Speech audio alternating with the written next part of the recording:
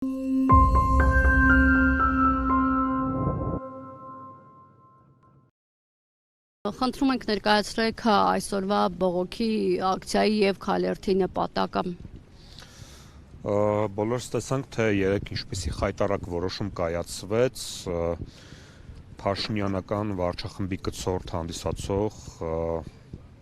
դատարանի կողմից, եւ մենք այսօր այստեղ հավաքվել ենք, որպեսզի մեր բողոքի ձայնը բարձրացնենք տեղ ունեցող ապօրինության համատեքստում։ Նաեւ մենք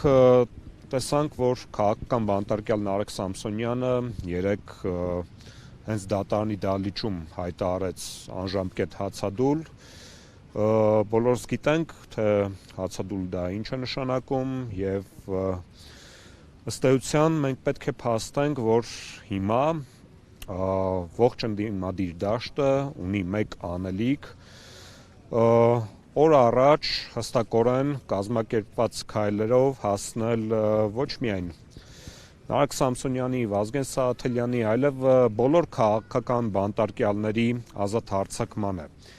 Եվ մենք այսօր այստեղ ենք, որպեսզի մեր բողոքի ձայնը, նորից եմ նշում, բարձրացնենք տեղ ունեցողի համատեքստում,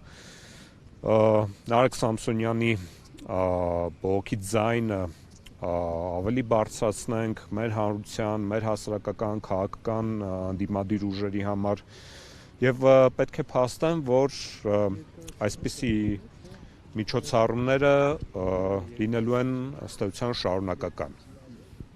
Նարեկ Սամսոնյանի հացադուլի վերաբերյալ տարբեր կարծիքներ են հնչում, մի մասը, որ անիմաստ է նման քայլի գնալ,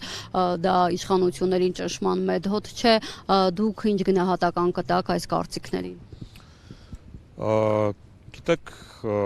այժմ այնպիսի պահ է, որ ձեր նշած կոչերին ես ծանոթ եմ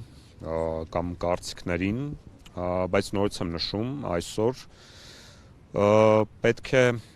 ոչ թե խոսել կամ կոչեր հնչեցնել, այլ գործնական քայլեր իրականացնել քաղաքական բանտարկյալների հարցում իրավիճակի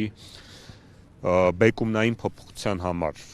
Նարեկ Սամսոնյանը գնացել է անձնազոհության, հստակ գիտակցելով, թե ինչ հետևանքներ կարող են լինել իր առողջության համար, բայց Նարեկ Սամսոնյանը պայքարից ետ կանգնող տեսակ չէ եւ նա շարունակելու է պայքարը։ Ինչն էր, հատկապես ինչից հետո դիմեց նման քայլի։ Կարծես թե դատավճիռը սպասելի էր։ Սովորաբար երբ հացադուլ են հայտարարում, նշանակում է այնպիսի մի զազրելի բան տեղի ունեցավ, որ այլևս դիմանալու տեղ չկա։ Գիտեք, այս քրեական գործը այն աստիճան աբսուրդային է, որ փաստացի հետույք բառը օգտագործելու համար մարդուն կալանավորում են, եւ մենք ունենք քաղաքական բանտարկյալ, ով ամիսներ շարունակ բանտում է ընդհանրապես այդ բառը օգտագործելու համար։ Եվ իրավական որևէ